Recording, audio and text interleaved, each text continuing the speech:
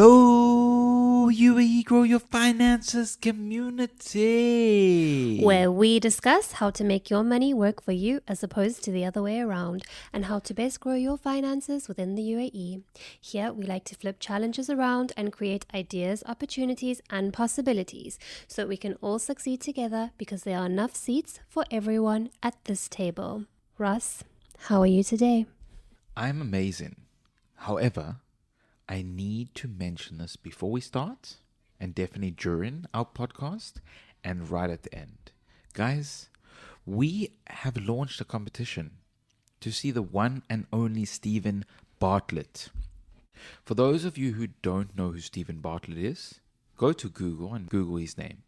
He is honestly one of the most inspirational young entrepreneurs, CEOs of our time, and we absolutely love him.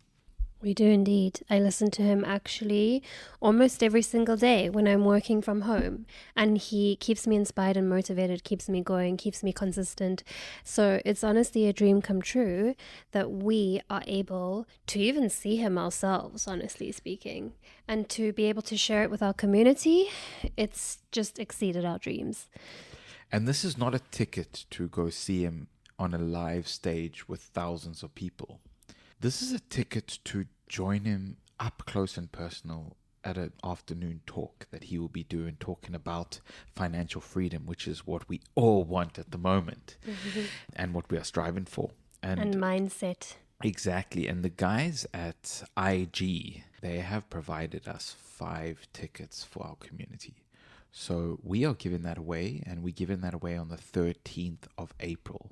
So you only have a few more days to get your entries in. Please follow the competition step by step. There's a few steps to take in order to enter the competition. However, we've made it that way because they actually really want the audience to be an audience that is specifically focused on what Stephen Bartlett is talking about, and an audience that is genuinely invested and interested in the topic. So it's going to be a very specialized audience. It's going to also be an opportunity to meet people who are like-minded, who have similar goals and interests. So it's going to be an incredible afternoon. I absolutely can't wait. I'm counting down the days. Absolutely. On to another incredibly inspirational person. Today's guest is Freya Jaffar. I really hope I'm not butchering her name. I'm so sorry, Freya, if I'm saying your name incorrectly. However, we highly, highly respect Freya. She has built one of the most thriving communities here in the UAE, the group Abu Dhabi Q&A, which has been going for, I think, over a decade now.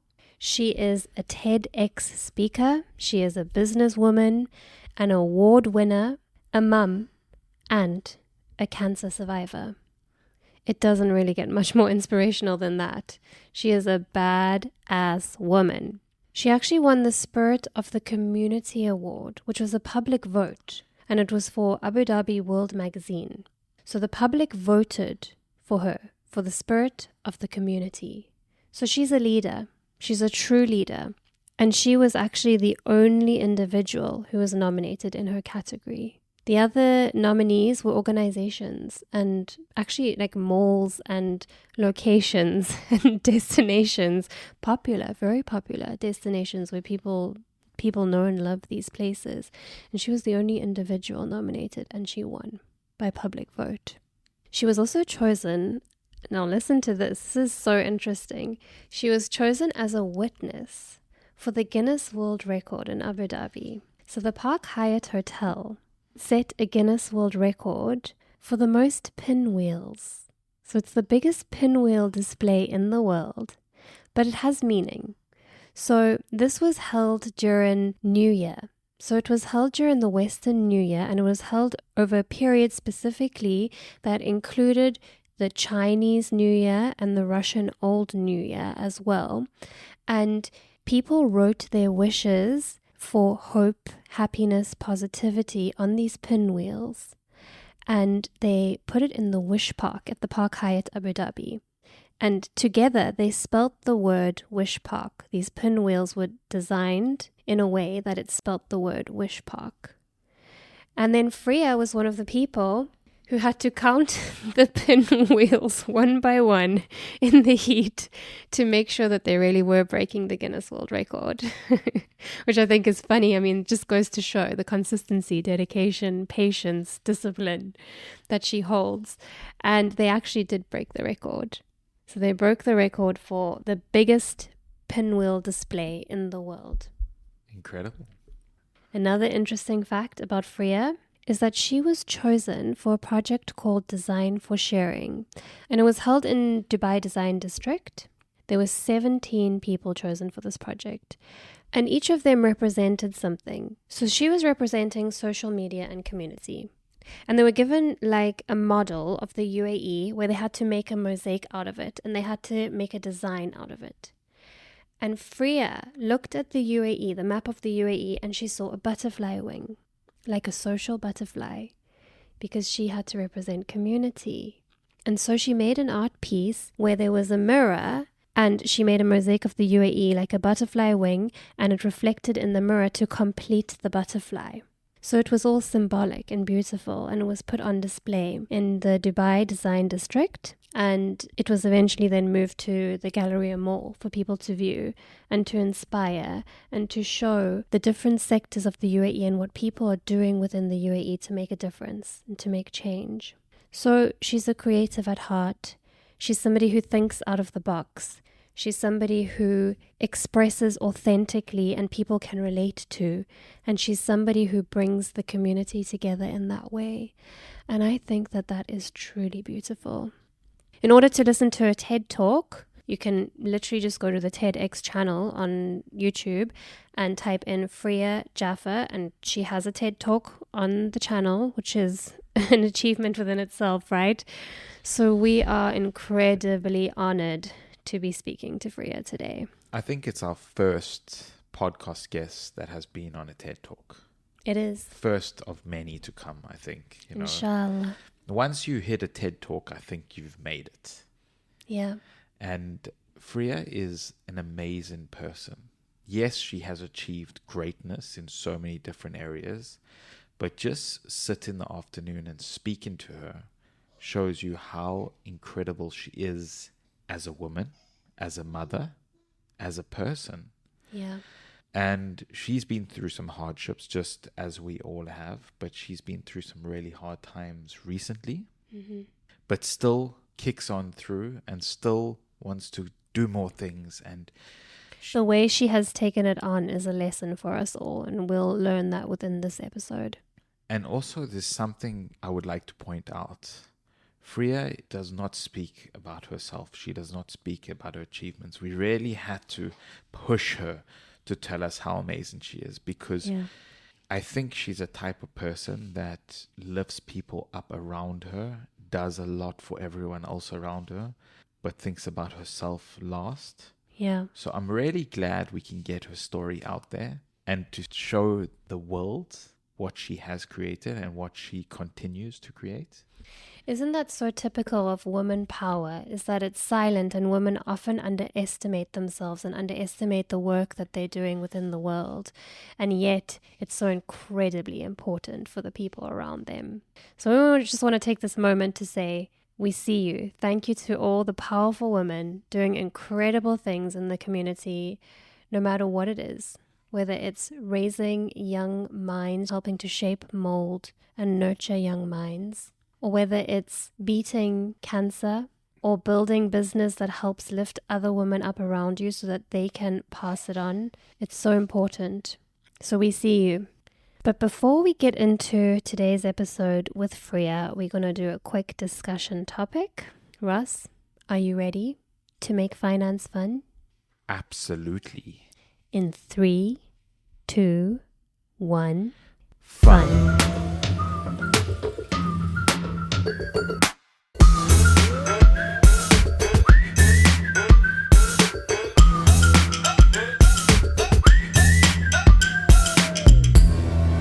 Today's discussion topic is around decision making and how to decipher between wrong versus right, and the theme of knowing it all. And this applies to all areas of life, but you can also apply it to running a business, making business decisions, making financial decisions. A lot of the time, we think that what we know is all there is to know. But the more you know, the more you realize that you don't really know anything at all and that there's so much more information out there. So when making decisions, a lot of the time we don't make our decisions with this in mind. We make decisions that are black or white, and we think that we know it all. Meanwhile, most topics, if not all, are incredibly nuanced, and there's always so much to each topic that we do not yet know. So, knowing this, how do we go forward with decision making and surety and trust within ourselves? You have to trust your gut. Your gut is a big part, and your heart. You have to trust what you personally feel, what you have lived throughout your life, the experiences that you have gained, the information you have taken from those around you that are good influences and not bad. I think those are the most important parts of decision making. I think when it comes to decision making, a lot of the time we listen to people that are not good for us, people that don't have a good influence, they have more of a bad influence, because at the end of the day, a lot of the time we listen to the cocky, arrogant, loud mouth. A lot of the time we listen to the people who see it as black and white and don't recognize the nuances because they seem so sure in what they're saying, because they're actually just simply unaware of the nuances. So usually when somebody is more aware of the additional information, they're more humbled. So they come across more open and less assertive a lot of the time. So I think that's sometimes a trap that people fall into, is they think, okay, so this is the only way, this is the way, because somebody's telling them that that is the way. Meanwhile, you should always be exploring further for yourself, seeking more, questioning more, researching more, delving more. Absolutely. And it works in all corners of life. I'm going to bring it back to finance now and talk about a financial advisor.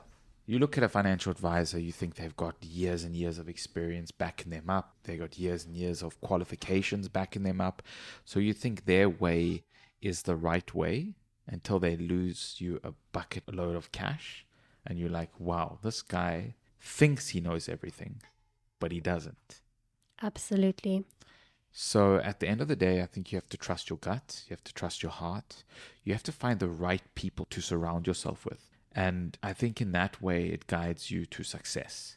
And I think also to be careful of putting people on pedestals in terms of thinking that they are the authority and their word is the golden word.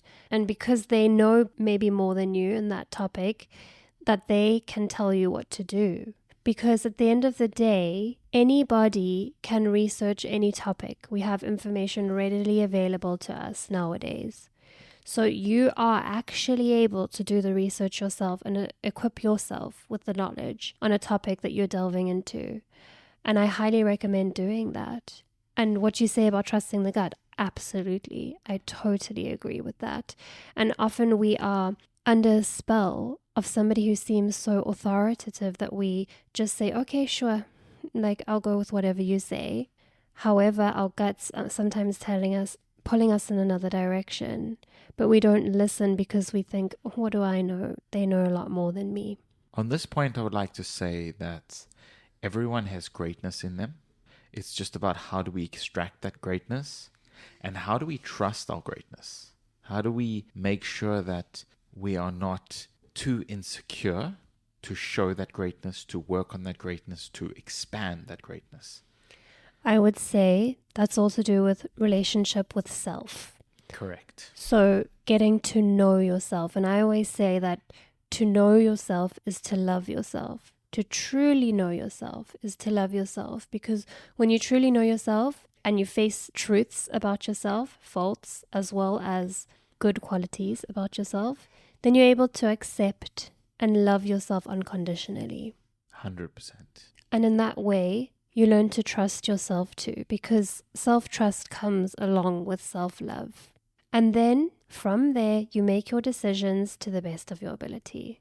That's all you can do, and accept that sometimes through learning and growing and experience, your decisions might change and your viewpoints might change, and that's absolutely okay, because as human beings, we are supposed to evolve. That's the whole point of experience. And making certain decisions might lead to failure. But failure is not a bad thing. Failure is a learning curve. Absolutely. So there really is no wrong decision. As Nelson Mandela said, I never lose. I either win or I learn. Love it. And with that, let's get into our inspirational talk with the one and only Freya. Are you ready to make finance fun? Absolutely. In 3, 2, 1, fun.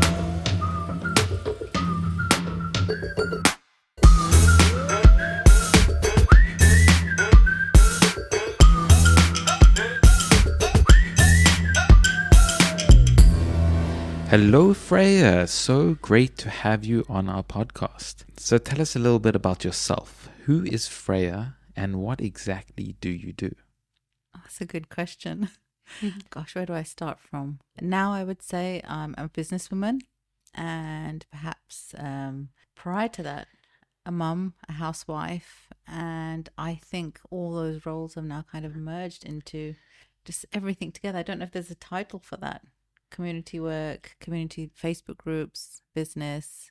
Yeah, community is a good word. Yeah. Facebook group, I wouldn't say, because it truly is a community that you've built. So that's actually how I found you.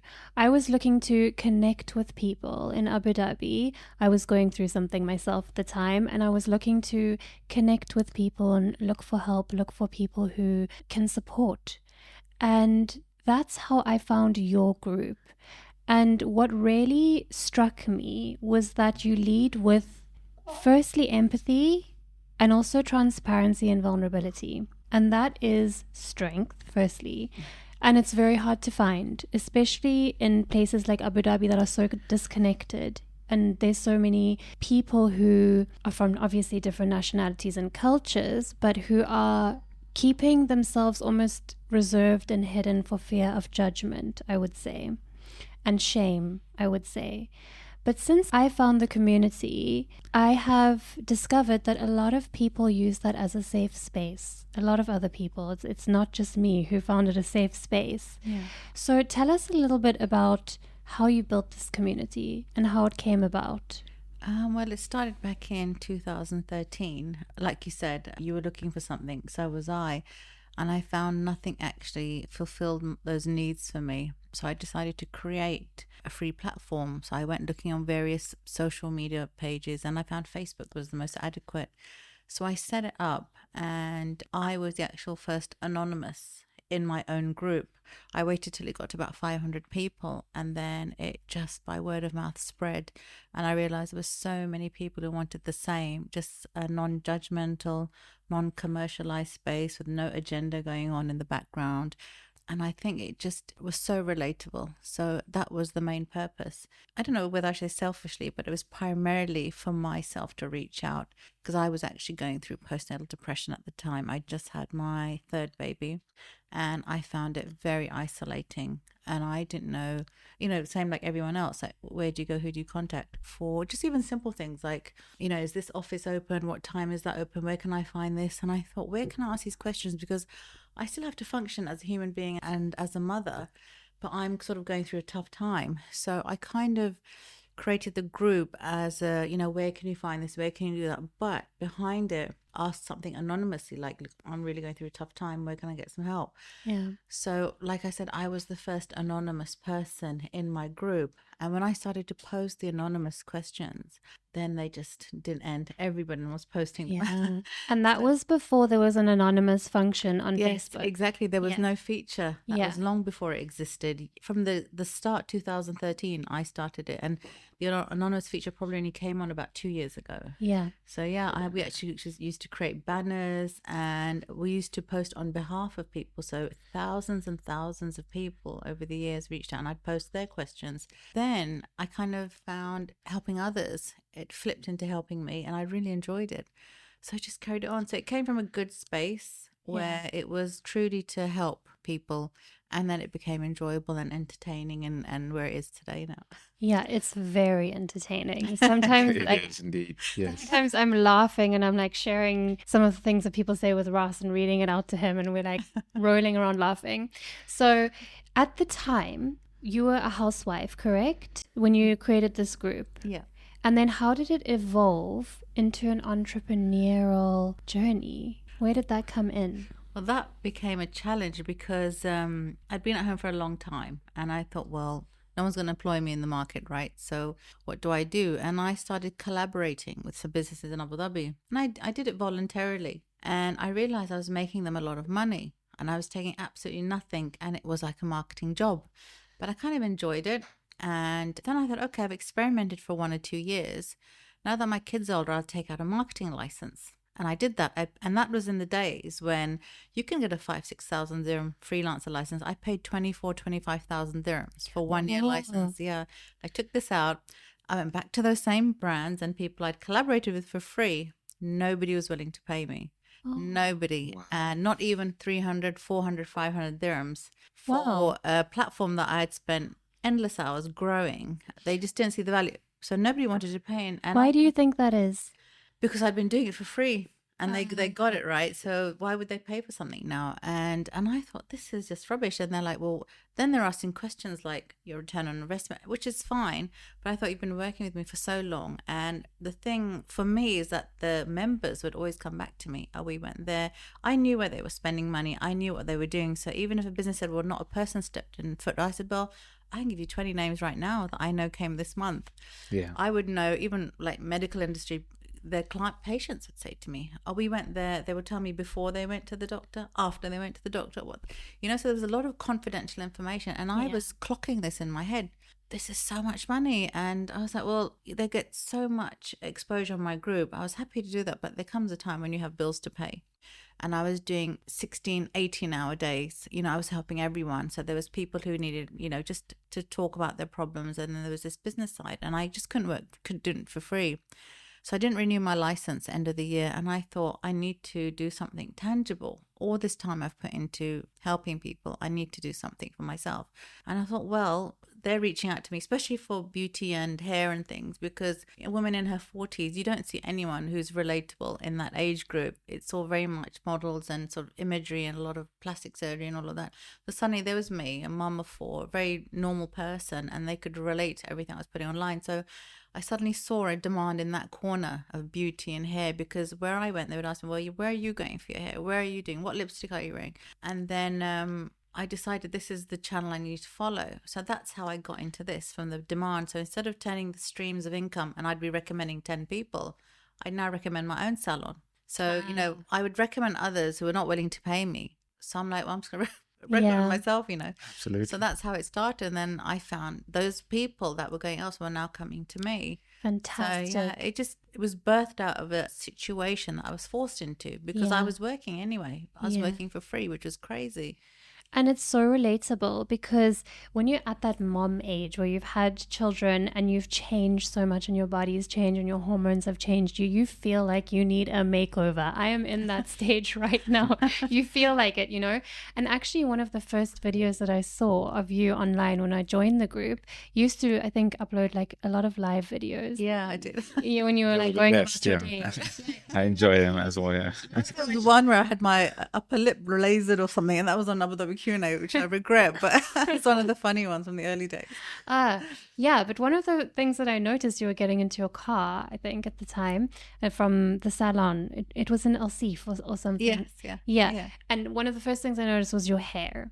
Your hair looked amazing, like really perfect. And I was like, oh, she does have good hair. Oh, she owns a salon. Oh, okay, that makes sense. It must be a good salon. This is literally how I was computing in my mind. So tell us what led from there. How did that lead into forming additional groups? and eventually additional businesses. Again, I just followed where my community led me. And I also look at it from my perspectives of what interests me, what bores me.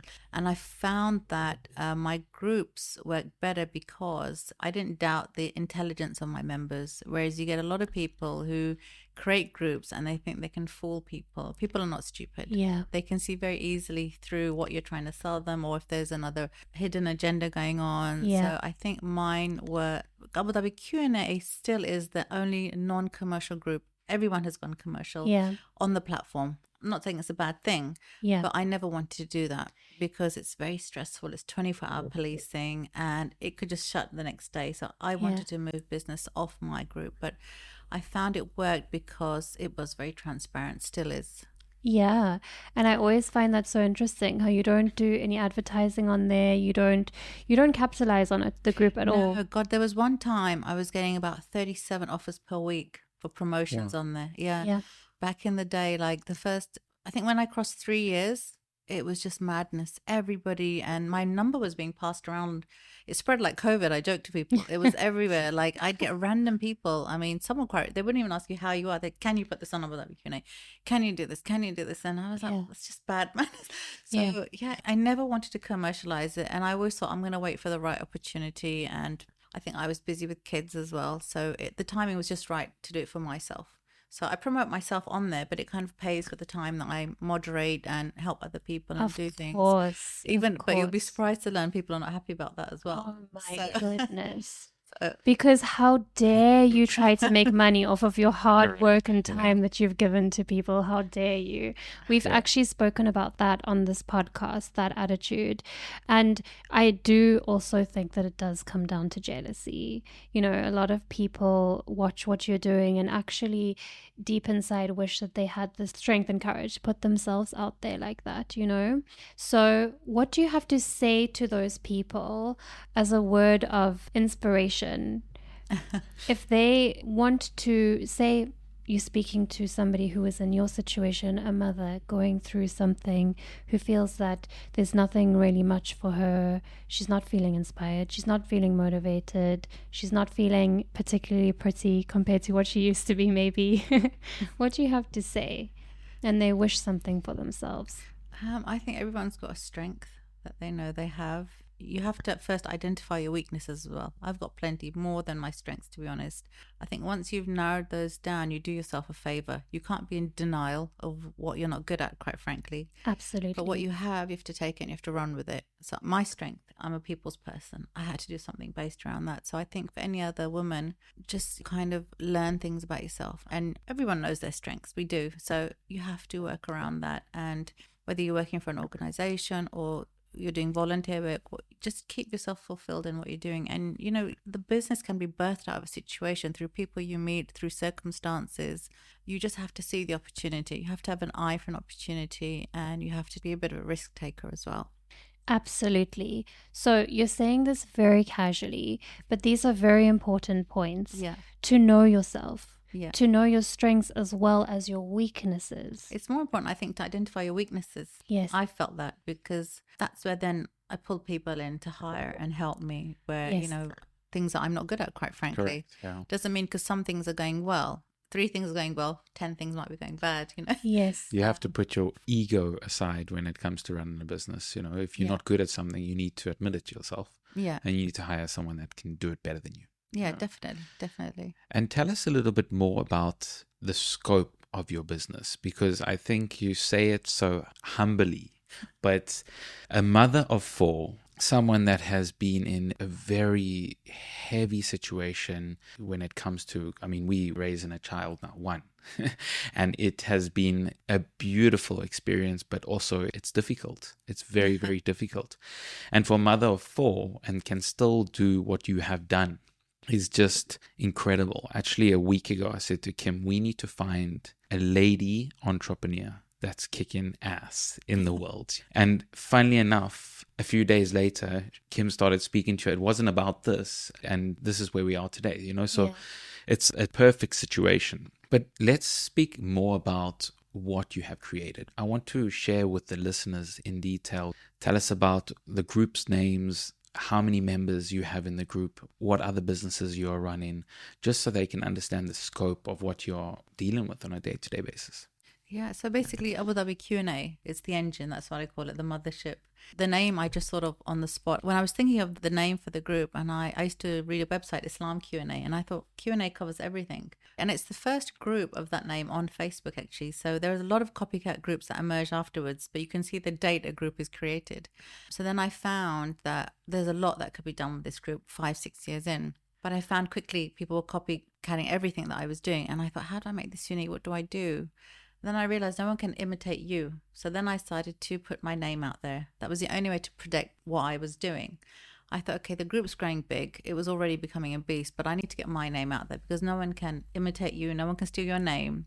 No one can steal your style and how you write. So I had to then I created my own public page as well, which took off. I think it's almost 50,000 by itself as well now. Wow. Yeah. So then I had to be very sort of smart about what moves I made because everyone was just like copying this model and bang, turning it into business, but which is fine. But I found like all the work I was doing very quickly, it was benefiting a lot of people with nothing for me. So then I, from Abu Dhabi Q&A, expanded to creating my brand image, you could say. And a ladies group, this is all, and it's named on me. My ladies group is Freya's Abu Dhabi lifestyle community. So I realized tagging my name onto something helped me grow. It was a formula that was working. When I wrote something, when I added my name, and I didn't have any written scripts from anyone, it was just for me. It just how somehow the formula worked. So I carried on. And then again, the business has my name. So it was just stepping stones. And then now I'm just about to open a men's salon in Abu Dhabi. I've partnered for that actually with somebody. It's another lady who owns Glamour Hair Salon. So she's been very successful for a long time. And I was sort of 18 months ago toying with this idea, again, led by the community, because a lot of women were reaching out to me and saying, well, do you know a great men's salon? My husband wants to get a massage or get this done. And do you recommend any place? And I honestly couldn't. I didn't know. And I thought, well, hang on, maybe this is another area. Yeah. So I started like doing my own sort of observational research, you could say, through the group and the messages and other salons, what they were doing in Abu Dhabi men's salons. And I decided probably about a year ago, this is what I want to do. Then Rita owns Glamour, got into the conversation. And we just decided to go for this. So we was thinking on the same lines. And we were going to announce it 6 months ago, but unfortunately I got very sick and then everything went on hold. So now we've just announced it. And then within the next month, hopefully that'll be open as well. So now stepping into the men's world. So what will that be called? That's going to be called XY Men's Salon. But there's a funny story for that. So Rita and I spent ages thinking of some names. And none of them were available, on the DED, because you can't have the same name. And then we spent about, I think, 10 days or wasted, because you have to go for approvals. And then one day, so her husband went to register the name, and he stood there. He's like, "This is crazy. No name has been recognized." And he just went XY Salon like that, And they said, "Yes, it's available." I was like, "Okay, let's just do it." Amazing. It was crazy. So we didn't even plan the name at all. So we had 3 names. So, okay, it must be one of these 3 we should get. But no, it was just a random pick. The husband just standing there. So. It's a great name, though. It's something that you want to visit and you want to see. Why is it called that? It's. And tell us about how many members Abu Dhabi Q&A has today. I can't remember. I think we're in 80 something, isn't it? Are we 80? Why don't we check on Facebook? I think 80,000. Yeah, so it's 80,000 approximately on Abu Dhabi Q&A. Then there's about 20,000 on my ladies group. Then there's about, I think, almost 50,000 on my page. But despite the numbers, 65% of those members are actually residents of Abu Dhabi. So we've got a huge amount of foot traffic which actually resides here. And the remainder are either, visitors or relatives of people who live here. So the reason why the groups work are, I vetted it. Every single person, we make sure they're connected somehow to the capital, because it doesn't work otherwise. You can't have someone sitting in Timbuktu. They're not going to have anything relevant to contribute, or they won't, for a business point of view, they won't walk in your door. So it's no point in having 10 million members of no value. It's better to have, a tenth of that with good value. So each member is extremely valuable, I'd say, in my community. So it's 83,000. Oh, it's 83? Okay. Incredible. That's massive. How many years has it been running for? 10 years now. 10 years. Yeah. So people work their lifetimes sometimes to grow pages and groups up to that number. What would you say the secret sauce is? Just to be very authentic, actually, and never doubt your members' intellect. Yeah. I love that. Yeah. Yeah, because people really think they can just put anything out there, but no, it doesn't. So you just decrease your value by adding rubbish. Yeah. Yes. And keep your style. You have to have a kind of engaging writing style. I have to say that takes and put your personality into it. Yeah. You can't think too much about what so and so is going to say, but you just have to forget everything and be yourself Yes, online. Yeah. that's very important. And you're very vulnerable. And you do have very engaging writing style. And I've noticed that you write about very personal things online. So there was a post that pops into my mind about being stubborn and how that has benefited you Yes.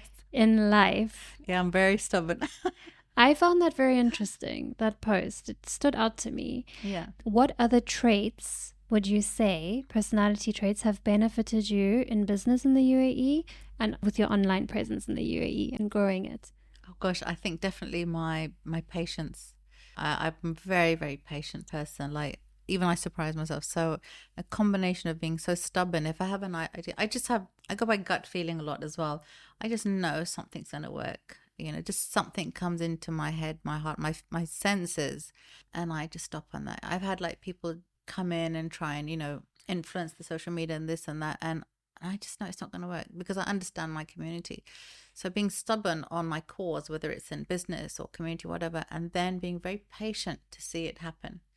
Very, very patient. So it's a combination of that. And I think also business and that it's networking. It's very important how you engage with everyone and people. And, alhamdulillah, I have a very good relationship with many people in the community. So it's a lot of mutual respect. So you have to really, really be very diplomatic in everything you do. Yeah, And especially here with so many cultures and different points very of view. diplomatic. Yeah, you really have to understand people. Yeah. I think a lot of what we have done on our group, which has just crossed around 8,500, and I think over the time that we have grown it, I think we are leading in a similar way to the way Abu Dhabi Q&A has been leading their group. And all of the values and everything that you are telling us about how you should be running a community, they're definitely ways that we try our best to, I think, police on the group as well. We want to make sure everyone is in the UAE because it's a UAE-based group. We want to make sure that there is no hatred at all. And Abu Dhabi Q&A was a big part of us when we were living in Abu Dhabi, I would say. I would go to it as a go-to resource. Yeah. And what gives you that motivation from a mother of 4 and a dog? Okay. What gives you the motivation to get up every single morning, be an amazing businesswoman, be an amazing group admin, be an amazing mother?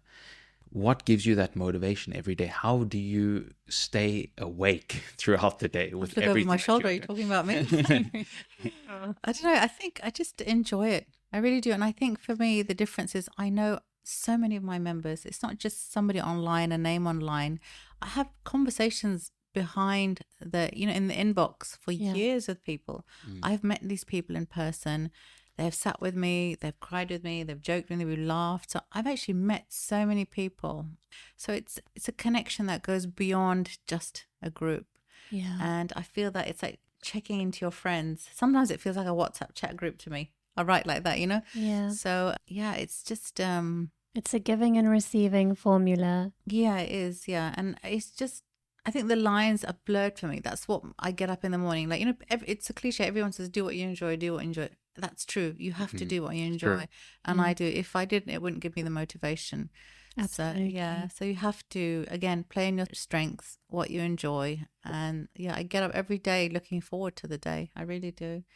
What Great. new interesting person you're going to meet from your group, Yeah. This is something that definitely, I'm sure you are excited to meet every single day, new people. Yeah. And the amazing thing is some people who I've never met have been on my group silently for years. When we moved to the mall, they just poke their head round the door and they say, "Is Freya in?" And sometimes I'll be there, they're like, "Yes, me." They're like, "Oh, we're so-and-so. And, we were one of your anonymous." And somebody came in and said, like, "You got me a job through your group 4 years ago." And I was like, "Really?" I was like, I couldn't remember. So I've met so many people who've been silent members for years now that we're in the mall as well. So I think that's the really big motivation that you actually, because behind the screen, I didn't know what was happening. I get a little bit of idea, but I don't really know. But then moving here, I was like, oh my God, this really is better than I thought it was. I knew we were doing good things, but I didn't realize until now meeting people So yeah, that's Yeah. really motivating when you know you are definitely helping people. Changing people's lives completely. So And it's fulfilling. absolutely, and to not know some of your members, I mean, it's understandable. 83,000. If you put 83,000 people in a field, can you Stadium. imagine how in a stadium? Can you imagine how many people are seeing every single post every single day? It's a full-on business that is Yeah. forming. You know. You have like a little village. Yeah, and speaking of businesses, let's talk a little more about your ladies' salon. Where is it? What is it called? How many years have you been running it? Okay, well, it's called Freya's House of Beauty. Again, leaning on my name. And I actually jumped into business in the middle of COVID. It was June 2020. I bought another business. It used to be called Curls and Colors, actually. So the business was, unfortunately, COVID had hit and it was suffering a lot, and the owners were looking to sell. And I actually went in and bought a failing business at the time. And I had to change the name because of all the online reviews and that. And then it was just natural to change it to my name. So that was June 2020. And I think, like everybody, I didn't predict COVID would go on for so long and there'd be restrictions on business opening hours, to do business services. And in the beginning, when I opened, we weren't allowed to do Moroccan bath, etc.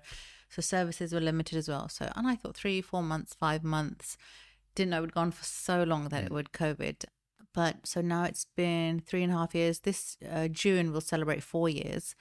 But I don't actually count the first 2 years because we were in COVID. And I knew that kind of very early on that, okay, it's a new business, probably won't break even for 2 years, probably won't see any profit.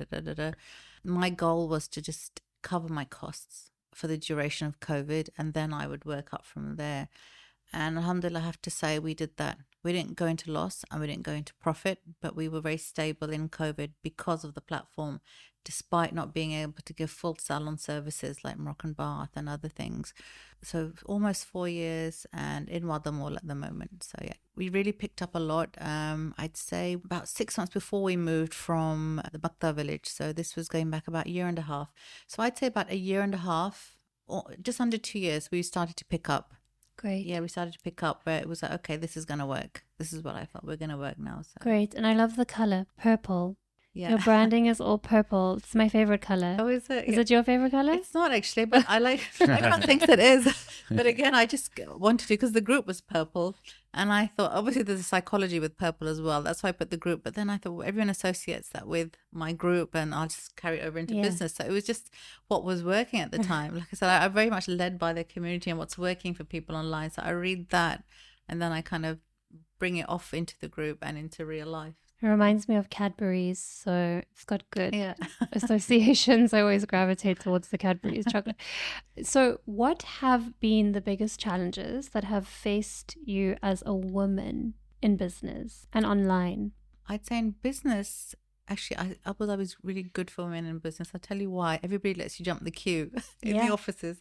So I think I'm treated very well, actually. When I've had some issue, I've needed to go. Men are very gentlemanly over here. They'll often let a lady jump the queue, go first, or what would you like? So I've actually been dealt with really well. And I'd heard all sorts of horror stories, but that's been the easy part. Online, it's a little bit challenging. I don't know if I can say this, but I think mostly for my own community. Men from my own community.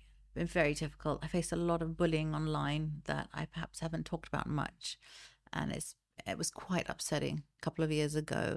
Like really horrible things they would write to me. Wow. Yeah, I'd be in tears sometimes actually. Wow. I'm a mother, I'm an adult, I'm a functioning person of society, and I'm enjoying social media. I'm not doing anything, I'm not stealing, Yeah. But there were some really, really horrible messages I used to get. So you were shamed. I was shamed at all levels, like foul language, terrible mails I don't even want to repeat. But yeah, ageism, about my age, about, why I'm on social media, that I'm a shameful Muslim woman, lots of things, just because I was. And the most, I think, unsettling thing that I experienced was somebody got a hold of my WhatsApp. This is about 5 years ago, maybe. And I received a message from a number with my picture on there that had with my hairdresser, male hairdresser. I'd gone into their salon long before I owned a salon, and it was online in my ladies group. So this person took a picture and sent me that in my WhatsApp. I said, "You are a shameful woman having your picture taken with men." I was like, it was just my hairdresser. I wanted to complain to the police about that, and a friend went to inquire about that number. That number wasn't registered anywhere. It was like one of those numbers got off the back of a truck. So somebody went out and bought this SIM to send me that horrible text. So that was very disturbing. So you get some real weirdos off the internet. And they don't know you. No, So I wonder what their motivation is, but you hear the same thing over and over again from people who are online and gaining a following and have popularity. They get bullied, and online bullying is a real thing. Yeah. It's a shame, because you are trying to create something that is helping people, and in return, someone is coming and try to bash you down, Yeah. And what keeps you motivated? When let's say you get a message from someone today that is like something that is trying to break you down. What keeps you motivated? I have maybe a competitive streak where I say, well, I just probably want to make them wrong. You know what I mean? It's like, well, I can do it. I can do anything and more probably that you challenge me against. So I feel there's that element of me who was, I take a challenge on. Yeah. And what do you do in this situation? Do you ban that person? Let's say it was a message on Facebook. Do you delete the person from your group, ban them? If it's rude language and something really obnoxious, then yeah. But if they're just a difference of opinion, then no. Okay. Yeah, it's just like if it's really disturbing and unsettling, then yeah, I will. And then a couple of admins in Abu Dhabi will tell each other there's a really difficult member, group member. We sort of warn each other, okay, this person is difficult. So you find they're difficult across other groups as well. Yeah. Yeah, because I remember I've had a few messages in my inbox from members from the group, and I would really try reason with them and try and bring them down to earth and say, explain yourself. Listen, we are out here to help people.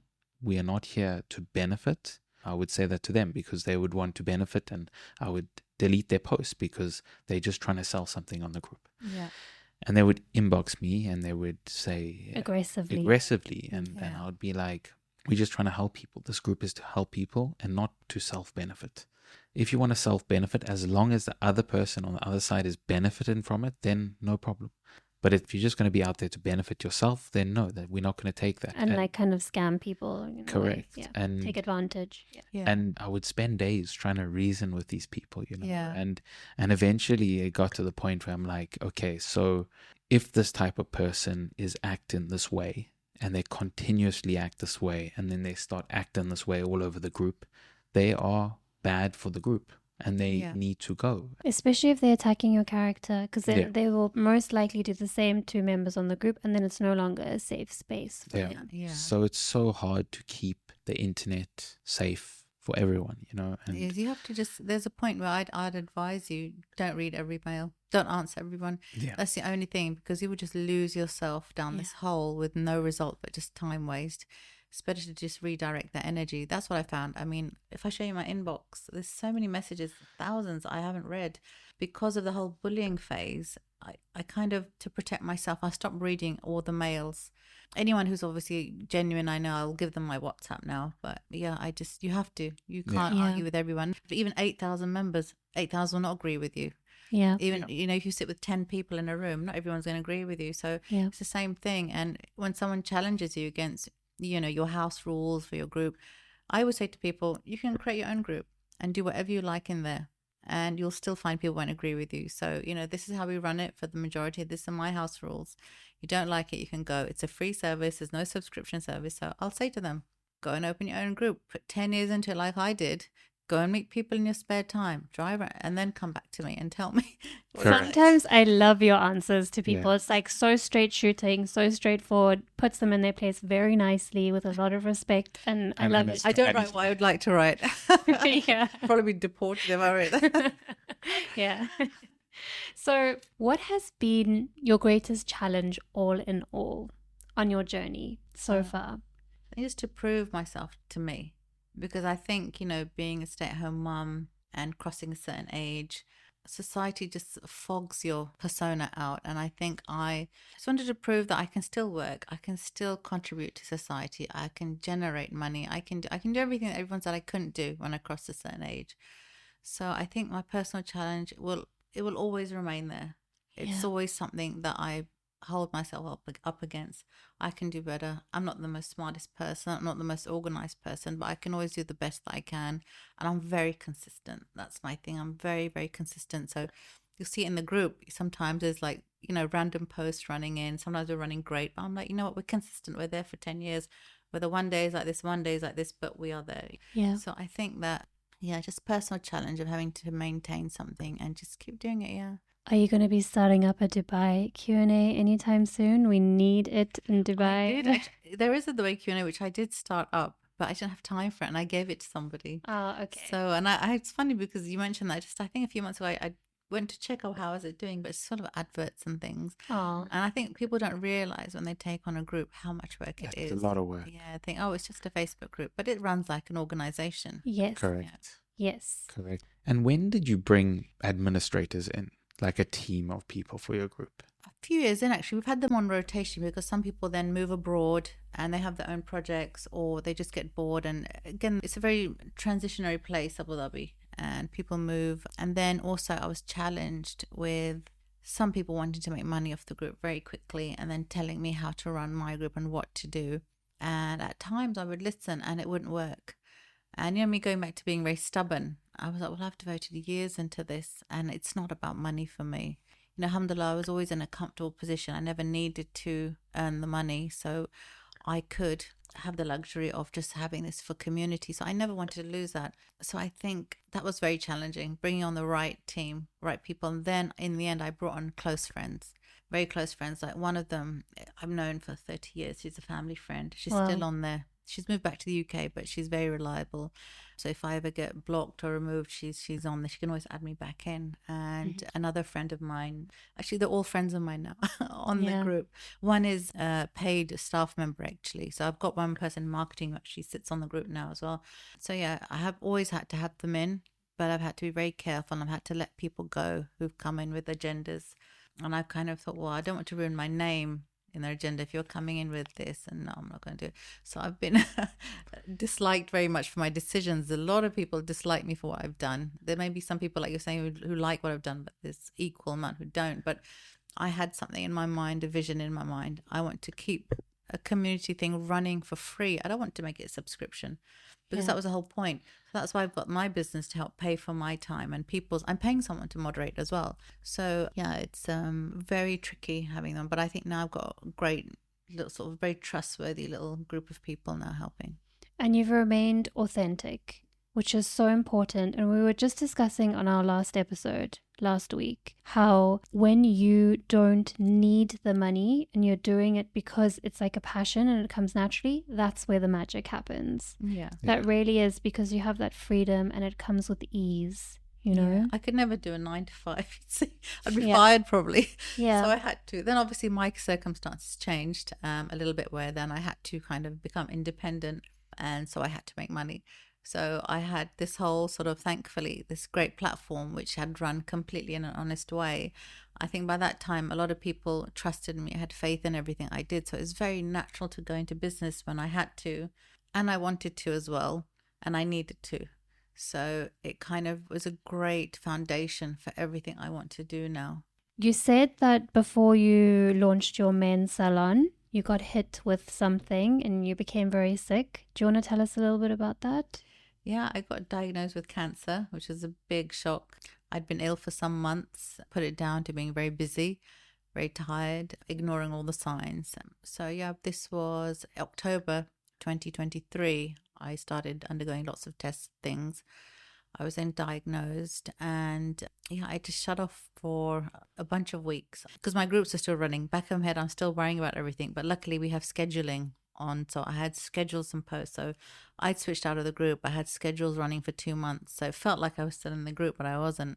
So I just had to stop everything and I had to get better. So yeah, I was diagnosed with cervical cancer, and yeah, I just yesterday been given the all clear. So it's taken 6 months of my life, but I underwent major surgery. I did get very sick after surgery. I had a lung infection. I also got sepsis. I think rather than the cancer, the side effects would have got to me. Yeah. So it was a real struggle. And I don't think people really can comprehend how sick I got. I was so sick, bedridden, in a wheelchair, couldn't even go to the bathroom. I mean, it was like really, really shocking state that I was in. Mm-hmm. And it was quite depressing, actually, just to be so active and then suddenly completely at the mercy of, everyone around me. So I think 3 months were really tough for me, up the whole 6 months. So I was very sick, very poorly, and I've only just kind of been walking about normally for the last 2 weeks. Up until that, I couldn't walk more than 7-8 minutes at a time. So it's been very, very difficult. But, again, this men's salon was kind of like a goal. It's like, no, I want to stay motivated. I want to do it. It's a new project to come out to. So I needed a goal and everything. But yeah, 6 months later, it feels like it didn't even exist. So Yeah, and sharing that online, what do you feel it's done for the community? Getting feedback from other people who can relate, perhaps. yeah, I really thought long and hard about sharing this. So after 2 months, I shared it in December.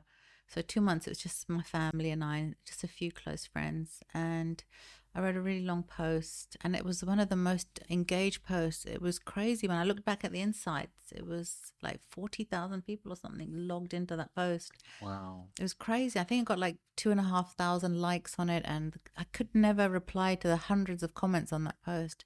And I put it on, and what followed was amazing, because after I was so down for 6-7 weeks, suddenly there were people coming back and saying, well, we had cancer and we're completely better now.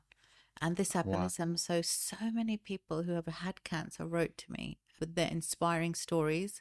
Again, it was like going back to the beginning of Abu Dhabi Q&A, when I kind of needed the help, and I created the group. So now I went back, and again, it's the community. So I found it was actually a good thing. Maybe I should have done it sooner, because when I started to read these stories, I was like, well, gosh, it's actually curable now these days. And there's real people who've had it, and they're sharing with me stories. You read statistics and that, but these are actual people. So Yeah. it was really inspiring. And they're sending me literature. And even now, there's a lovely lady, I won't say her name, but we only ever communicate on Messenger. Then she has my WhatsApp, sending me lovely messages and audios, and Wow. just really, strangers. That's just been very nice. So I think that was really inspiring. And I think, funnily, the day that I put it in the group, there was a lady who got her diagnosis. She said, I came home and I saw your post. And she goes, I looked at it and I thought, oh, you too? And I thought, my goodness, there's so many people who can relate to me, and then others I can relate to. So I think it helps others it kind of dispels the fear maybe a little bit, because it is such a scary, scary disease. And I think from years ago, 10, 20 years ago, we still carry those fears of cancer. But now, if it's picked up early, it's very treatable in a lot of cases. So I think the message I now push, especially in my groups, is like, do your annual checks, don't ignore your body, get everything, men and women, because we just put everything down to, I'll go next week to the doctor. It's not serious, but it can be so serious. Yeah. So, yeah. And our lives are so busy that we don't prioritize it. No. But it should be a priority. Yeah. And you know that firsthand now. Yeah, I mean, the whole time, the only thing I thought of was my children. I was like, oh God, I have to get better. I've got children. I can't die and leave my children in this world. So I just thought, I have to stop everything. And I realized while I was offline, unknown to many people, because my scheduled posts were running, I thought the world's functioning without me. My world is functioning. My business is running. The food's being cooked at home, shopping, everything's running. Nothing's impacted with me not being there. So why am I giving myself such a hard time? So actually being at home and thinking and overthinking, I realized I really have to change my life. I have to slow down. Yeah. And even if that means a loss of 10, 15, 20% of my income, so be it. At least I'm healthy, I'm happy, I have time with my family. So I'd rather take that loss and have a better life and a happier, healthier life. Because it's only when you lose your health that you know that it truly is wealth. Health truly is wealth. There's nothing without your health. Yeah, there's nothing without your health, at all. So. Yeah, and there was also a study done. I'll try link it below so that people know this is legitimate study. I'm not just making it up. But women with breast cancer, the biggest factor that determined whether they recovered and also how quickly they recovered was community, whether or not they were surrounded by and supported by community. Oh, okay. So that is one of the biggest factors. Yeah.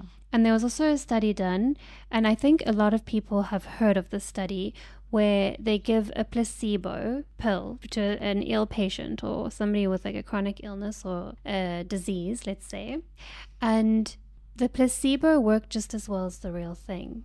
But then they did a study further into it, and it was actually the visits to the doctor that was determining whether or not, it wasn't actually the pill, it was the visits to the doctor determining whether or not the people were improving.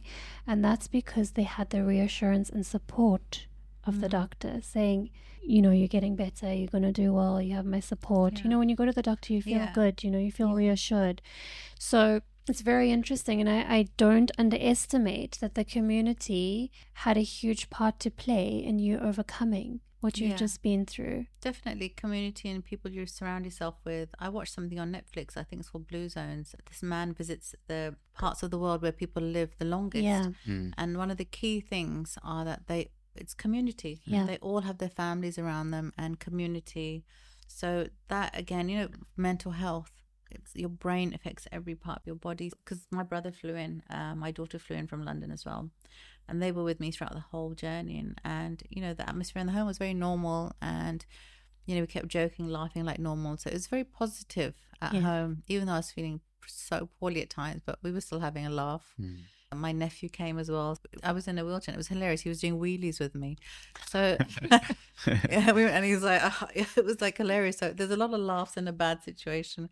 So, you know, having family around and being very normal and laugh, I think that's why it was 6 months, but it was only 6 months, whereas people are tied down a lot to this disease. So alhamdulillah, for me, it was done and gone, because I started to adopt a very positive outlook. Someone said to me, actually, Freya, I know that you're positive, but you've got to be 3 times that during this.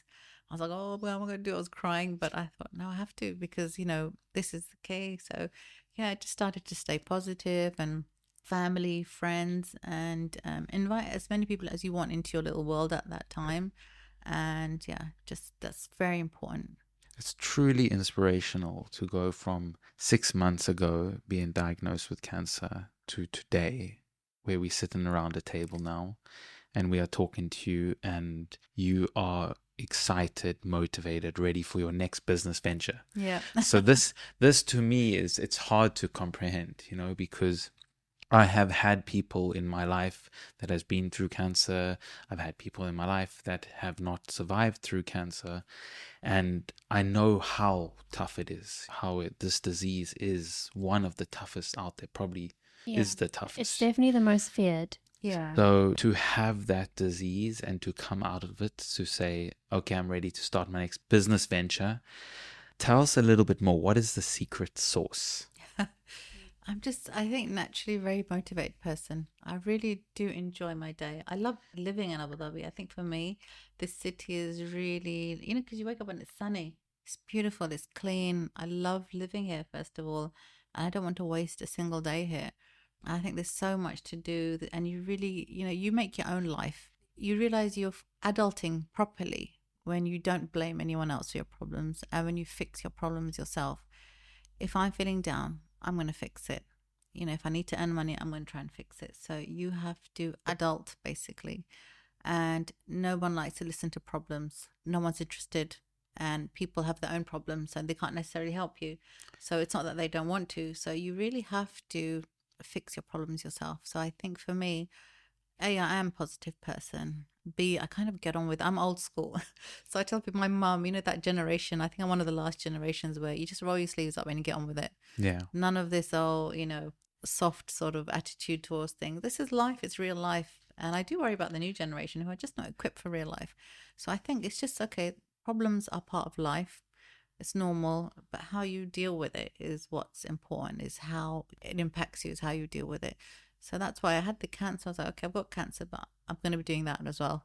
So it's kind of, I don't think anyone would probably do that. I'm a bit crazy like that, but it kept me going, and it's fun. I really enjoy it a lot. I love business. I really do. I think it's one of the reasons why it took you so short, well, not short, but 6 months, you know, to go through it and to get out of it stronger than probably ever, I can imagine, with what you've been through. So absolutely. I mean, those goals, those dreams, those plans in the The future. will to live. Exactly. And definitely your kids. I can imagine, if I was going through something like this, I would be thinking purely about my beautiful little son.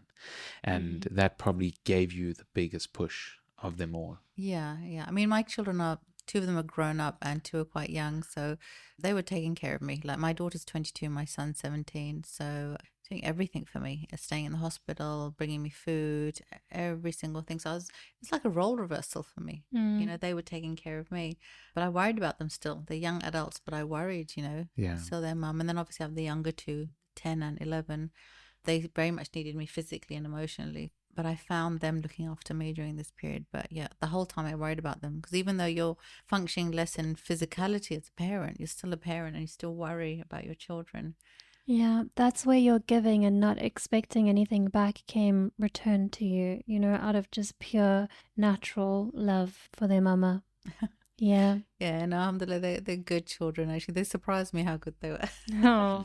So it's really nice. I think it was a life lesson for them as well. That's why for me, that you're asking how I stayed motivated. I thought, God, well, this is a huge crisis. How am I going to teach my kids a life lesson from this? They shouldn't be seeing their mum crying all the time. They shouldn't see me broken. They need to see their mum that, okay, there's a crisis. We're just going to sort of deal with it very normally and get to the other end. So I thought that this is a very big lesson for them as well the whole time. That's why for me, it wasn't about sorrow or being a victim. It's like, oh God, I feel rotten today, but it's fine. I'm watching movies, we're doing this. So I think during this time, yeah, it was a lesson for them too. So with that, what is next for you on the horizon? I'm sure it's very big. Yeah, with the renewed strength and motivation and hopefully some renewed energy and vigor very soon. Oh gosh, let's see, fingers crossed. I mean, now I was just mentioning to someone the other day that after the few things I faced in the last few years, I want so much more, but I also want less. More in that I want to explore the world more. I want to enjoy my day more, and less as in less noise, less time on the phone, less time in things that don't matter. Just making a very small but very complete circle. So just things that make me feel happy. Comes Yeah. That's all it is. Yeah. So Yes. and probably inshallah another business. I'm in talks with someone, so maybe next year you'll hear something amazing. Inshallah. It's I amazing. look forward to hearing it. And we wish all the very, very best for you. Thank you very Bless much. you, bless And you, your bless family you. and your beautiful kids. Thank Yes. you very much. And all the success and health and happiness And in the we'll world. definitely be watching from Dubai. Yeah. Thank you for having me, and it's really nice to see you guys. It's been a while, so You too. Hopefully again in the future. Yes, Often. yeah. Yeah. And if I can lead off by saying it's truly incredible to be sitting with someone around the table that has been through such heartache and still so motivated, so driven, and so ready to take on the business world. And like I said, we were talking about trying to find someone that is an entrepreneurial person, that is a female, that can really talk all about business. Yeah. And we kind of show the way to others how they've Correct. dealt with things. And I think yeah. it's very Correct. simple. Like, a lot of ladies do ask me, and I'm like, you know what? Just dive in. Don't overthink, because that's when all the doubts start creeping in. I really think that I'm still learning every day. I make mistakes. I'm still learning. I think you just have to dive in, and you have Yeah. to give it a try, because you'll Yeah. never know otherwise. So yeah. Sometimes it's such a man-driven area, I would say, being an entrepreneur, businessman, whereas there are some top female business ladies out there that can run circles around most of the Badass. big men. I Yes. probably make it look easy. I think that's. Yes, you do. This is what I was saying earlier. It's just incredible talking to you, and you're so humble, but what you've created is just incredible. Because thank you're you. grounded. I can feel it. You're grounded. So you've remained grounded and remained authentic and true to yourself. Absolutely. So it's Thank been you. a privilege to get this chance to talk to you. Oh, thank you. That's very kind. Thank you. How can people find your social medias? How can they find your businesses? How can they keep up to date with what you're doing? They can follow my public page online, which is just my name, Freya Jaffar. They can follow that, and usually I post up on their connections to everything. So there'll be something about my groups, something about my business, and sort of what's going on. So that's the kind of central part. So they can just Google my name and something will come up for the groups in Abu Dhabi. And we'll post the links down below. Yeah. so anyone can access this as easy as possible. Yeah. Okay. Thank you so much. We've been calling you Freya, but it's Freya. So thank you for It's fine. It depends on where anyone's from.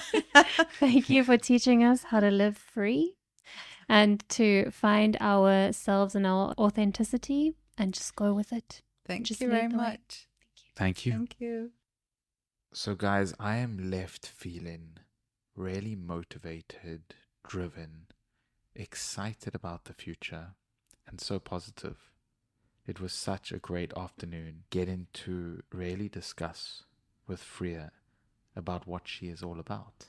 It's one of those episodes that I would like to go back on and listen to again when I'm feeling like I need to be pulled through a certain situation, or I feel like I need to be picked up and lifted up and motivated. So I think it's a gem of an episode, truly inspirational woman, and somebody who we feel super privileged to have had on here, and we hope to connect with more in the future. Just before we go, I would like to remind you again, the Stephen Bartlett competition is still ongoing and you can still win tickets of a lifetime to see the one and only Stephen Bartlett. Just follow the simple instructions and you don't have to pay anything. It's free, guys. And just remember, pay yourself first because you are worth it. Money